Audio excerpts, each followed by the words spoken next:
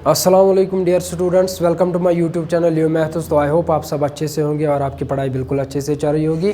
तो जैसे कि सब जेके एसएसबी एस्पिरेंट्स से जानते हैं कि परसों ही डाटा एंट्री ऑपरेटर का एग्ज़ाम हुआ है, ठीक है, जिसमें उनका एक पोर्शन था रीजनिंग का और दूसरा पोर्शन था क्वान्टिटेटिव एप्टीट्यूड का।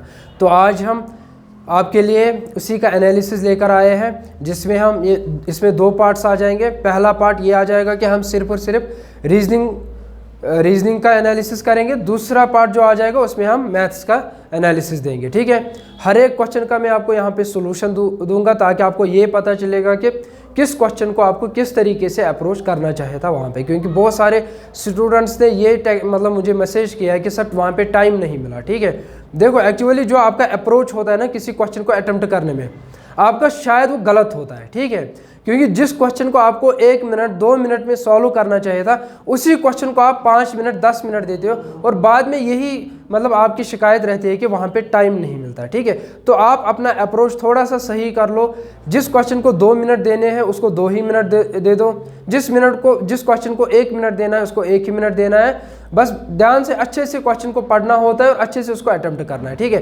तो सबसे पहले आज हम करेंगे फर्स्ट पार्ट में रीजनिंग का सेक्शन। नेक्स्ट पार्ट जो मैं लेकर आ जाऊंगा उसमें हम देंगे मैथ का सॉल्यूशन। जितने भी क्वेश्चंस आए होंगे वो सारा मैं आपको यहीं पे प्रोवाइड कर दूंगा, ठीक है। तो पहला क्वेश्चन जो था क्वेश्चन नंबर 14 से यहाँ पे स्टार्ट हुआ है। तो ये क्वेश्चन आया है, ये स्पीड, डिस्टेंस और टाइम से आया है, ठीक है। तो क्वेश्चन नंबर 14 ये मेरे पास जो क्वेश्चन पेपर है ये सीरीज ए है और इसी में क्वेश्चन नंबर 14 में डिस्कस करने जा रहा हूँ the ratio between the speeds of 2 trains. देखो ध्यान से, आपके पास कितने ट्रेन्स थे? 2 ट्रेन्स। ये फर्स्ट ट्रेन मान लो आप, ये सेकंड ट्रेन मान लो, ठीक है। उसके बाद ratio between the speed of 2 trains. अब देखो स्पीड ऑफ 2 ट्रेन्स, सबको पता है स्पीड किसके बराबर होता है? Distance by time. मतलब स्पीड इनवर्सली प्रोपोर्शनल है टाइम। चलो ठीक है। अब देखो the ratio between speeds of 2 trains is 7:8। If the second train runs, अगर इसे सेकंड ट्रेन के बारे में दिया है कुछ डाटा, उसको लिखेंगे। सेकंड ट्रेन के बारे में डाटा क्या है? Runs 400 kilometre. मतलब यहाँ पे डिस्टेंस आपको कितना दिया है? 400 किलोमीटर इन 4 आवर्स। और टाइम कितना दिया है? 4 आवर्स।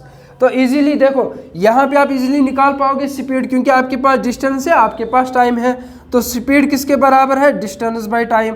यह आ जाएगा 400/4, यह आ जाएगा 100 किलोमीटर पर आवर।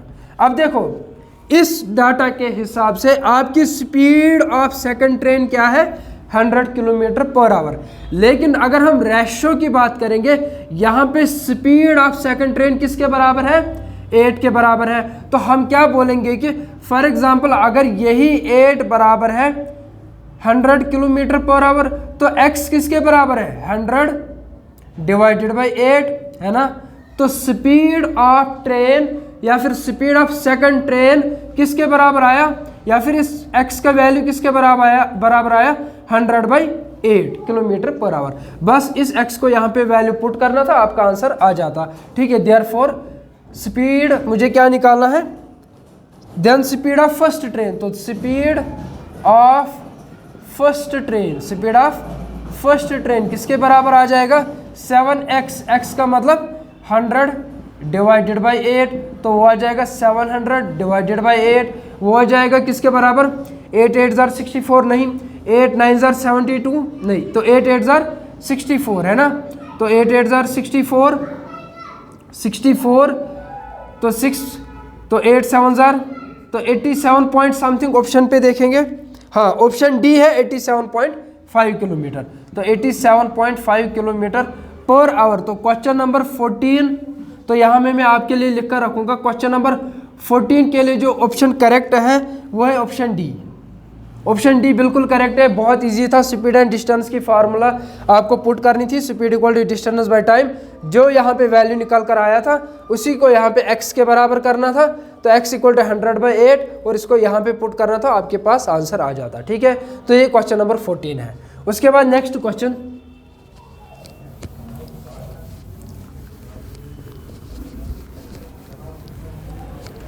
जितना मैंने इस पेपर को देखा है तो लेवल ठीक था, मतलब अच्छी लेवल का, मतलब जिस तरीके से जूनियर रेस्टोरेंट वालों को मिला था ना उससे बहुत अच्छी लेवल यहाँ पे डाटा एंट्री ऑपरेटर वालों के लिए ये मतलब पेपर था। ठीक है, उसके बाद next question, if minus stands for plus, if minus stands for divide, उसके बाद प्लस स्टैंड्स फॉर मल्टीपल, यह है क्वेश्चन नंबर 16। उसके बाद plus stands for multiple, divide stands for minus, उसके बाद मल्टीपल स्टैंड्स फॉर प्लस।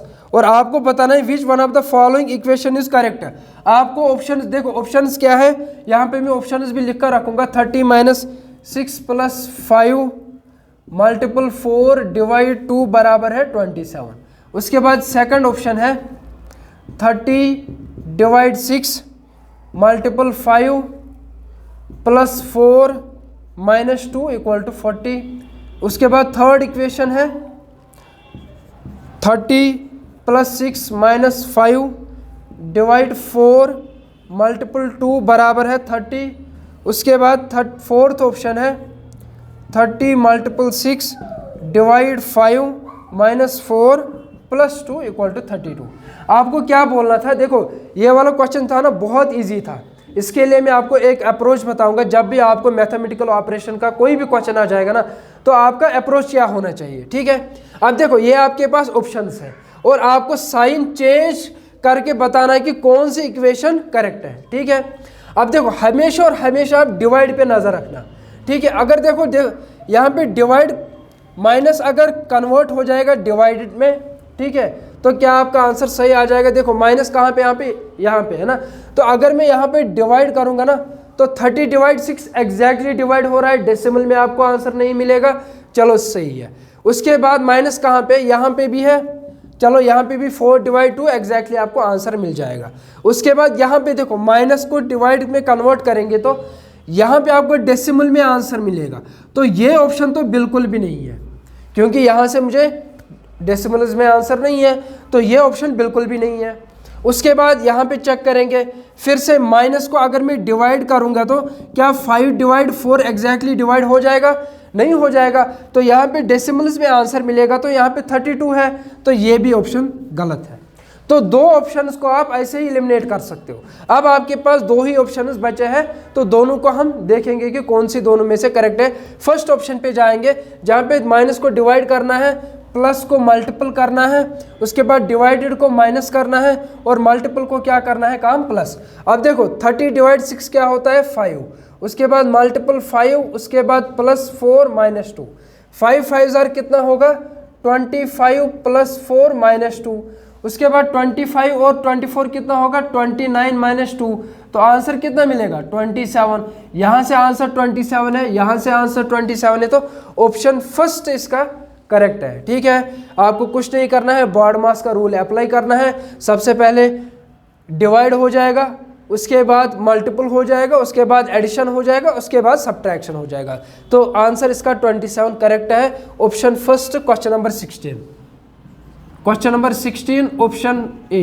ठीक है, 27। उसके बाद नेक्स्ट क्वेश्चन,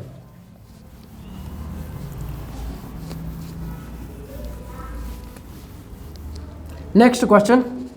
अब देखो नेक्स्ट क्वेश्चन क्या बोल रहा है आपसे, complete the analogy. Question number 17।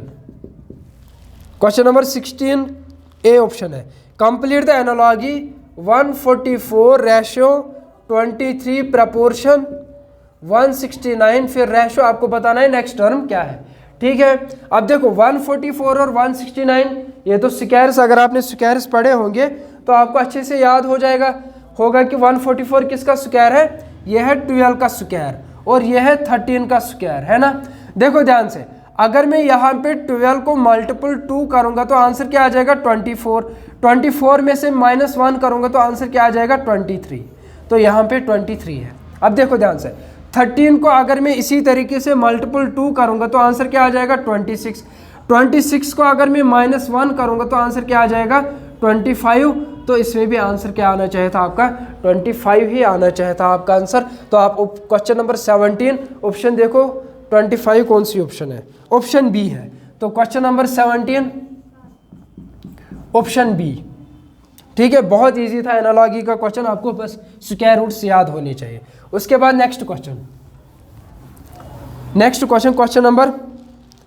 Question number 18। अब देखो ये नॉन वर्बल का इन्होंने दिया है, नॉन वर्बल रीजनिंग है ये।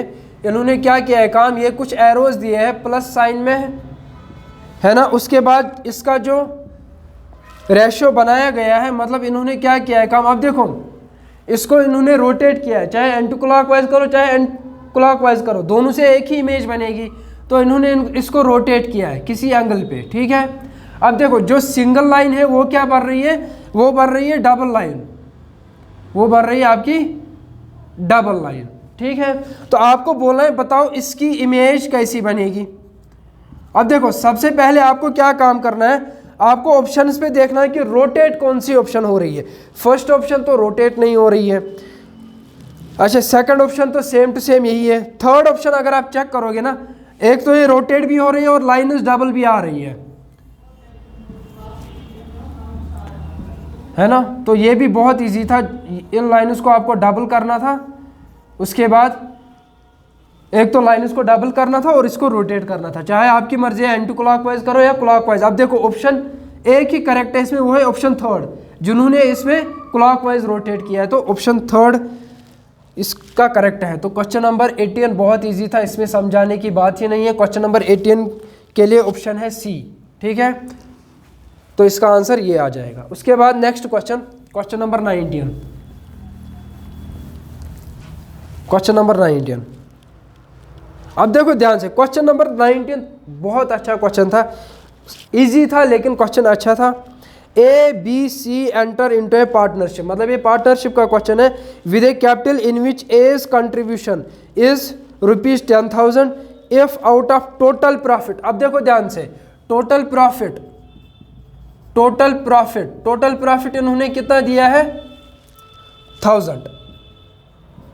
ठीक है, उसके बाद इसमें 3 पर्सन इन्वॉल्व होते हैं, ए बी और सी, उसमें से ए को कितना प्रॉफिट मिल रहा है, ए इज प्रॉफिट। यहाँ पे मैं बिल्कुल अच्छे से लिखूंगा ताकि आपको समझ आ जाएगा।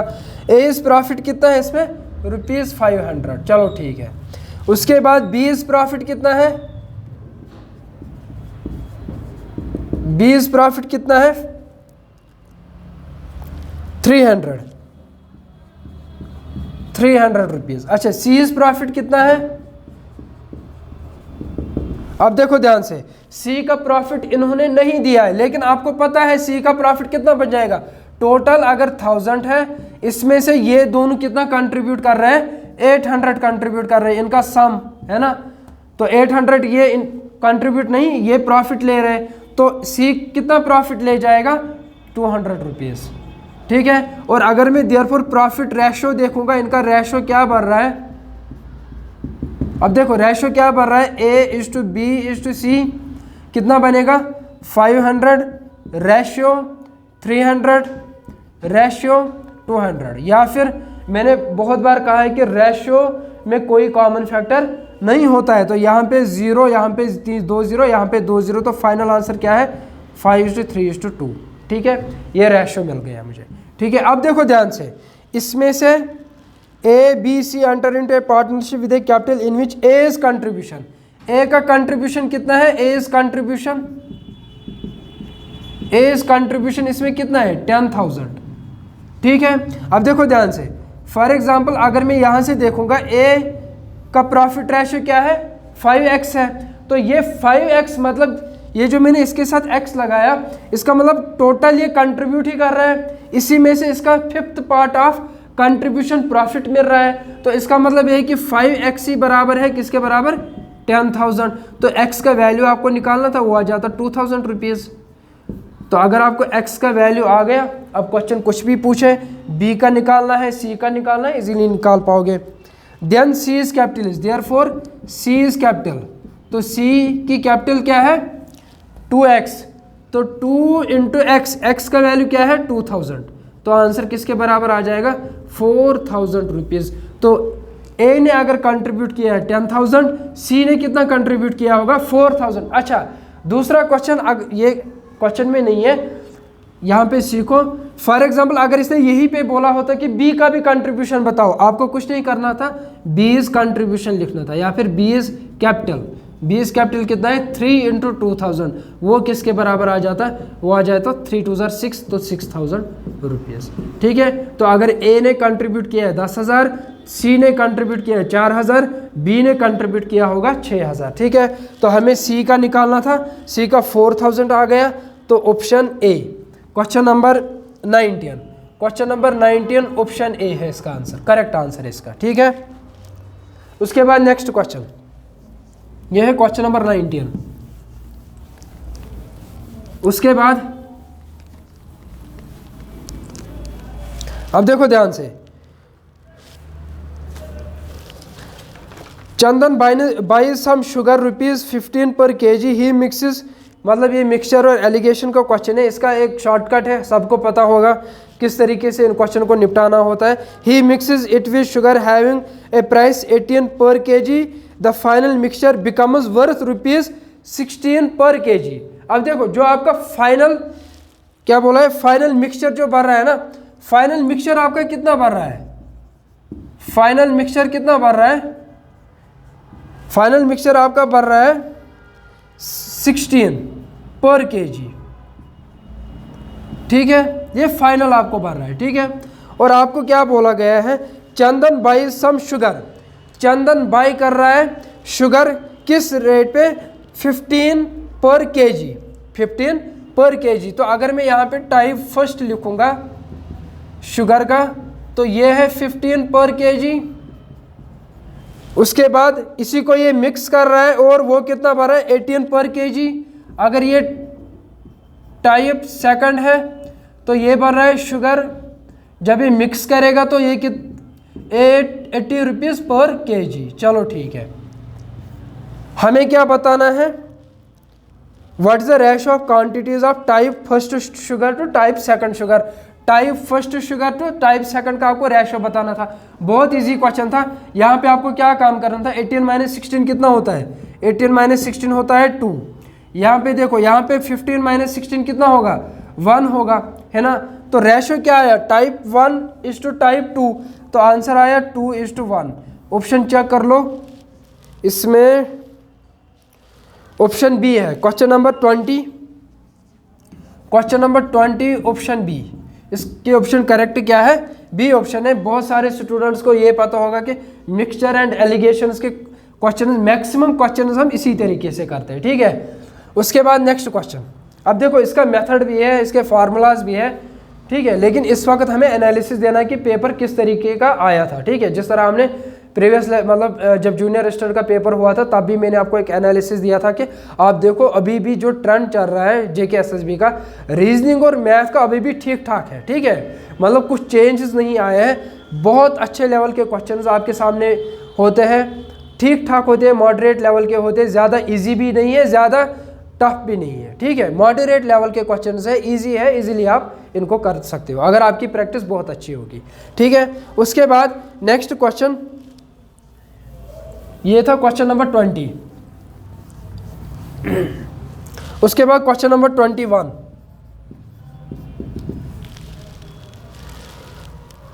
P can do job in 15 days. देखो ये टाइम एंड वर्क का क्वेश्चन है, पी कितने दिन में काम कर रहा है, 15 डेज में। चलो ठीक है, उसके बाद in how many days P and Q together can do same piece of work, मतलब टाइम निकालना है जब ये दोनों एक साथ काम करेंगे। ठीक है, मुझे पता है टाइम, देखो एफिशिएंसी बराबर होता है वर्क बाय टाइम, तो टाइम किसके बराबर होगा, वर्क डिवाइडेड बाय एफिशिएंसी। तो मुझे वर्क डन भी चाहिए, टोटल वर्क डन, और एफिशिएंसी भी चाहिए। उसके बाद एक कंडीशन है, if Q is twice as fast as B, अगर क्यू जो दूसरा पर्सन है वो फास्ट है, वो उससे तेज काम कर रहा है, कितना, 2 टाइम्स। ठीक है, अब इसका मतलब अगर ये 15 दिन में किसी काम को खत्म करेगा तो क्यों उसी काम को सिर्फ और सिर्फ क्यों उसी सेम पीस ऑफ वर्क को कितने टाइम में कंप्लीट करेगा, 7.5 डेज में, है ना, क्योंकि ये ट्वाइस फास्ट है एज पी। ठीक है, पी से ट्वाइस फास्ट है, मतलब अगर इसको 15 दिन लगेंगे तो इसको लगेंगे 7.5 दिन, क्योंकि ये ट्वाइस है है ना। अगर इसको 10 दिन लग जाते, इसको 5 दिन लग जाते, इसको 20 दिन लगते, इसको 10 दिन लगते, ठीक है। उसके बाद टोटल वर्क किस तरीके से आप निकालते हो, इन दोनों का एलसीएम। एलसीएम वो नंबर होता है जिसको ये दोनों डिवाइड करेंगे। मिनिमम देखना है आपको, ठीक है, मिनिमम लीस्ट कॉमन मल्टीपल, ठीक है। तो मिनिमम नंबर कौन सा मिलेगा आपको, 15 को ये भी डिवाइड करेगा, ये भी डिवाइड करेगा, और जो वहाँ से आंसर मिलेगा वही एफिशिएंसी है, ठीक है। अब देखो 15 डिवाइडेड 15 कितना होगा, मुझे एफिशिएंसी निकालनी है, तो एफिशिएंसी होता है वर्क बाय टाइम। वर्क कितना है, 15 डिवाइडेड बाय 15 कितना आ जाएगा, 1। उसके बाद फिर से इसके लिए एफिशिएंसी 15 डिवाइडेड बाय 7.5, तो वो किसके बराबर आ जाएगा, 2 के बराबर आ जाएगा। तो एफिशिएंसी किसके बराबर आया, 1 + 2, और टोटल वर्क कितना है 15, तो 15 डिवाइडेड बाई 3 = 5, और मुझे टाइम निकालना है तो मतलब डेज, 5 डेज इसका आंसर था, ठीक है। बहुत इजी क्वेश्चन था। आपको बस यहाँ पे जब भी आपको टोटल वर्क निकालना होता है, आपको उनका एलसीएम जो भी आएगा वही टोटल वर्क हम मानते हैं, और उसी को अगर फिर एफिशिएंसी भी निकालनी, इंडिविजुअली अगर आपको एफिशिएंसी निकालनी है तो आप इस तरीके से निकाल सकते हो, ठीक है। तो ये है क्वेश्चन नंबर 21, और इसके लिए ऑप्शन जो करेक्ट है वो ऑप्शन बी है, ठीक है। उसके बाद नेक्स्ट क्वेश्चन नंबर 22। देखो क्वेश्चन नंबर 22 जो है ना, बहुत सारे स्टूडेंट्स ने ये कहा कि सर इसमें डाउट हुआ है हमें, मतलब कुछ गिवन नहीं था, तो हमें ये नहीं पता चला कि कौन सा साइड मतलब कितना क्या है, और हम क्या एज्यूम करते। देखो जब भी आपको इस तरीके के क्वेश्चन मिलेंगे ना, और दूसरी बात यह है कि क्वांट्स में अगर जो क्वेश्चन आपसे नहीं होगा ना, एटलीस्ट उसको एग्जाम्पल से करो, ठीक है। एग्जाम्पल से बिल्कुल इजीली वो क्वेश्चन निकल जाते हैं। क्वेश्चन नंबर 22, अब देखो क्वेश्चन नंबर 22 क्या है, find the correct relation among the following. आपके पास एक डायग्राम इन्होंने दिया था, उसके बाद PQRS, ठीक है, और इन्होंने यहाँ पे बोला था कि QS बराबर है SR, ये गिवन था, ठीक है, ये क्या था, गिवन। मुझे बोलना था कि इनमें से कौन सी रिलेशन करेक्ट है। ध्यान से देखना क्वेश्चन को, बहुत अच्छा क्वेश्चन था ये। PQ + PR greater than 2x PS, ठीक है। उसके बाद PQ + PR less than 2x PS। उसके बाद नेक्स्ट ऑप्शन है PQ + PR less than PS। उसके बाद नेक्स्ट ऑप्शन है PQ + PR बराबर 1/2 PS, ठीक है। अब देखो इन सब क्वेश्चंस को आपको किस तरीके से करना था। आपको क्या लग रहा है कि कहीं पे कुछ गिवन है, नहीं गिवन है, ठीक है, लेकिन इतना इन्होंने बोला है कि QS किसके बराबर है, SR, है ना, QS बराबर है SR, ठीक है। आपके पास 2-3 तरीके हैं। अगर आप देखोगे ना, जो क्लास 10th का ट्रायंगुलर चैप्टर है, वहाँ पे हम थ्योरम पढ़ते हैं, सिमिलैरिटी क्राइटेरिया या फिर एंगल क्राइटेरिया, उससे भी आप निकाल सकते हो, ठीक है। पहला मेथड तो वो हुआ। दूसरा मेथड अगर आपने ये किया होता, राइट एंगल ट्रायंगल ये भी है, ये भी है, दोनों के लिए hypotenuse = base square plus altitude square, अगर उससे किया होता तो उससे भी आंसर निकल जाता। और अगर आपको उससे भी इजीएस्ट वे में इसका आंसर ढूंढना था तो आपको क्या काम करना था, आपको पुट करना था, पुट QS = SR मैं पुट करूंगा ये 3 के बराबर है, ठीक है। फॉर एग्जांपल अगर मैं बोलूंगा ये 3 मीटर के बराबर है, ये भी 3 मीटर के बराबर होगा, क्योंकि क्वेश्चन वही से बोल रहा है ये डिस्टेंस इसके बराबर है। उसके बाद PS, और अगर मैं पुट करता PS फॉर एग्जांपल बराबर है 4 मीटर के बराबर, है ना।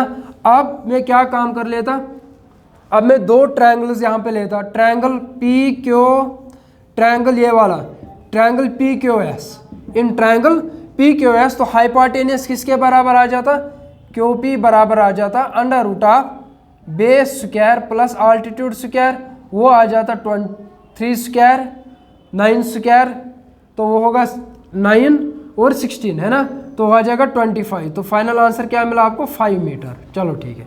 उसके बाद ट्रायंगल PRS, देखो कितना इजी क्वेश्चन था ये। उसके बाद यहाँ से भी हाइपोटेनियस आप निकालते हैं, क्योंकि मुझे क्या चाहिए, मुझे चाहिए PQ + PR। PQ मैंने निकाला, अब मैं निकालूंगा PR, है ना। तो PR किसके बराबर आ जाएगा, बेस कितना है 3 स्क्वायर प्लस अल्टीट्यूड है 4 स्क्वायर, तो ये भी किसके बराबर आ जाएगा 25, तो ये भी आ जाएगा 5 मीटर। इसका मतलब PQ आया 5 मीटर और ये भी आया किसके बराबर 5 मीटर। देयरफॉर अब देखो ध्यान से, मुझे इन कंडीशंस पे देखना है कि कौन सी कंडीशन सेटिस्फाई हो रही है। P Q plus of P R तो हर एक जगह आपको देखना ही देखना है। अब पहली ऑप्शन देखेंगे greater than 2PS, greater than 2PS, ये ऑप्शन करेक्ट है या गलत है। पी क्यू कितना आया 5 प्लस पी आर कितना आया 5, ग्रेटर देन 2 इंटू PS मैंने कितना एज्यूम किया 4। अब देखो 5 + 5 10 ग्रेटर देन 8, क्या ये सही है या गलत है? बिल्कुल सही है, 10 ग्रेटर देन 8 है। चलो ये ऑप्शन तो करेक्ट है। अब और 3 ऑप्शन इस पे भी चेक करेंगे, ठीक है। अब देखो P Q plus P are, P Q plus P are, उसके बाद less than twice PS, PS कितना है 4, तो 10 लेस देन 8, क्या ये पॉसिबल है? 10 छोटा है 8 से? बिल्कुल भी नहीं है, तो ये ऑप्शन बिल्कुल गलत है। उसके बाद इस ऑप्शन पे आ जाएंगे, ऑप्शन थर्ड पे, P Q plus P are, तो पी क्यू आपने कितना निकाला 5 + 5, उसके बाद लेस देन PS, PS मैंने एज्यूम किया था 4 है ना, तो 5 + 5 10 लेस देन 4, क्या ये पॉसिबल है? 10 लेस देन 4 है? नहीं है, तो ये ऑप्शन भी गलत है। उसके बाद P Q plus P R, फिर से 5 + 5 equal to 1/2 of PS, PS कितना एज्यूम किया 4, तो 10 इक्वल टू 2 1 जार 2 2 जार, तो क्या 10 बराबर है 2 से? बिल्कुल भी नहीं है, तो ऑप्शन ए इसमें करेक्ट है। Question number 22 option A. बहुत अच्छा क्वेश्चन था, बस आपको इतना ही करना था। ये तो बाकी सारा मैंने आपको दिखाया कि बाकी ऑप्शंस किस तरीके से गलत है, ठीक है, आपको एज्यूम करना था। उसके बाद नेक्स्ट क्वेश्चन नंबर 23। अब देखो question number 23,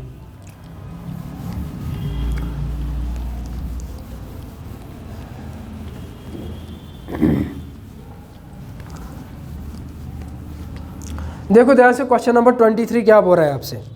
AB is a chord of the circle, question number 23, ये शायद इसका लास्ट क्वेश्चन है। नेक्स्ट पार्ट जो आ जाएगा उसमें हम रिमेनिंग क्वेश्चंस करेंगे। AB is a chord of circle, AB is a chord of circle, अगर ये आपके पास सर्कल है और फॉर एग्जांपल यहाँ से इन्होंने बोला है AB is a chord of circle and AOC is its diameter. चलो अगर इसका सेंटर है तो ये इसका क्या है? डायमीटर है, AOC डायमीटर है, चलो ठीक है। और AB इसका कॉर्ड है, ठीक है, तो AB क्या है? कॉर्ड है, is its diameter such that angle ACB is 50 degree, चलो ठीक है। तो AB इसका कॉर्ड है, तो AB इसका कॉर्ड है, एक सेकंड, ठीक है, AB इसका एक कॉर्ड है, ठीक है।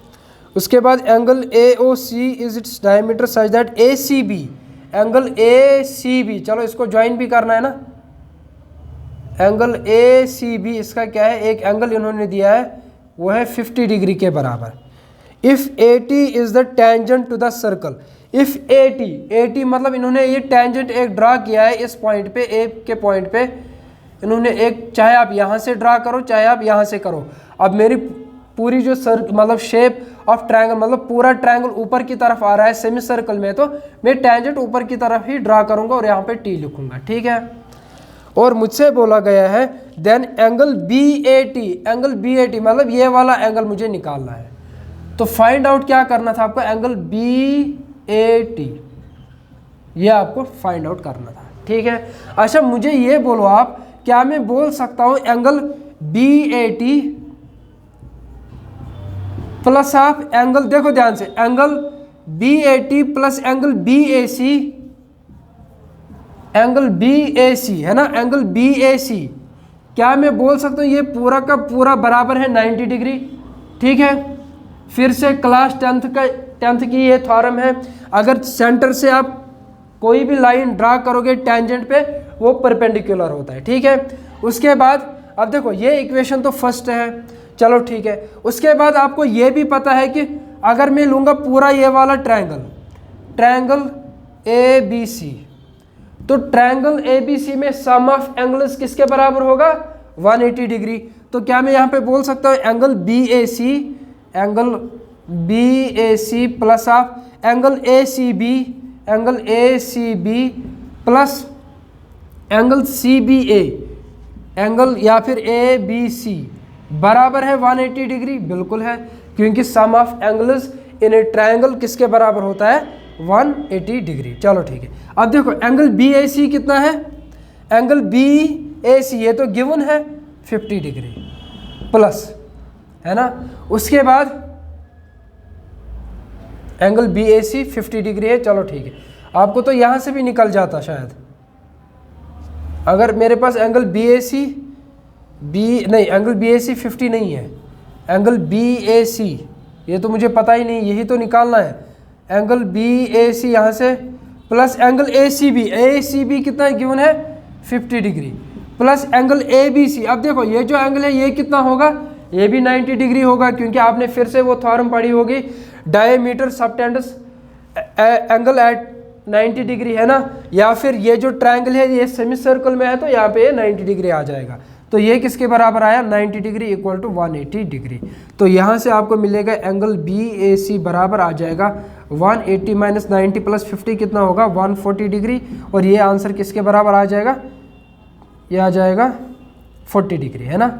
यहाँ से आपको ये 40 डिग्री मिल गया, ठीक है। तो एंगल बी ए सी का वैल्यू किसके बराबर मिला 40 डिग्री बराबर है 90 डिग्री, और निकालना क्या था angle B A T, angle B A T निकालना था। तो एंगल बी ए टी किसके बराबर आ जाता 90 माइनस 40, ये किसके बराबर आ जाता 50 डिग्री के बराबर आ जाता। तो ऑप्शन इसमें देखो कौन सी है, option C, question number 23, option C correct है, जिसमें आंसर क्या है, मुझे जो एंगल निकालना था वही एंगल किसके बराबर है, एंगल 50 डिग्री के बराबर है, ठीक है। तो ये दो क्वेश्चन, क्वेश्चन नंबर 22 और क्वेश्चन नंबर 23 शायद आपने नहीं किए होंगे, या फिर शायद आपने इनको नहीं देखा होगा कहीं पे भी, ठीक है, लेकिन क्वेश्चन बहुत अच्छे थे, ये दो क्वेश्चंस बहुत अच्छे थे, बाकी सब तो आते रहते हैं। अगर आप जूनियर असिस्टेंट का पेपर देखोगे ना, उसमें भी मतलब जो आपका स्पीड टाइम डिस्टेंस आया था सेम टू सेम उनको भी यही आया था, बस थोड़ा सा वैल्यू चेंज किया गया था, ठीक है। या फिर अगर आप यहाँ पे देखोगे और कौन सा क्वेश्चन इसमें आया था, मैथमेटिकल ऑपरेशन, है ना, बहुत इजी था, बस आपको साइन चेंज करने थे, ठीक है, बस अप्रोच आपका सही होना चाहिए। तो ये पार्ट फर्स्ट है जिसमें मैंने क्वेश्चन नंबर 23 तक आपको सॉल्यूशंस दिए हैं। नेक्स्ट पार्ट जो भी रिमेनिंग क्वेश्चंस हैं कॉन्ट्स के या फिर कुछ रीजनिंग के भी इन्होंने मिक्स में दिया है, यहाँ पे मतलब कॉन्ट्स के भी क्वेश्चंस आए थे, रीजनिंग के भी क्वेश्चंस आए थे, और भी इसमें कुछ क्वेश्चंस हैं, उनको हम नेक्स्ट लेक्चर में डिस्कस करेंगे। आई होप कि आपको ये पसंद आया होगा, ठीक है, और आपका अप्रोच बिल्कुल सही होना चाहिए, ठीक है। टाइम बिल्कुल कैलकुलेटेड होता है, टाइम बराबर होता है, बस आपका अप्रोच सही होना चाहिए। फॉर एग्जाम्पल मैथमेटिकल ऑपरेशन, उसमें 1 मिनट से ज़्यादा आपको नहीं देना था, स्पीड टाइम डिस्टेंस बहुत ईजी था, फार्मूला बेस्ड। हाँ, यहाँ पे इस क्वेश्चन को आपको टाइम देना था क्योंकि इसको समझना था, डायग्राम बनानी थी, है ना। तो कुछ क्वेश्चंस ऐसे होते हैं जहाँ पे आपको 2 मिनट्स भी लग सकते हैं, 3 मिनट्स भी लग सकते हैं, ठीक है। तो आई होप कि आपको ये पसंद आया होगा। अगर आप इस चैनल पे नए हो तो चैनल को ज़रूर सब्सक्राइब कीजिए। Thank you so much.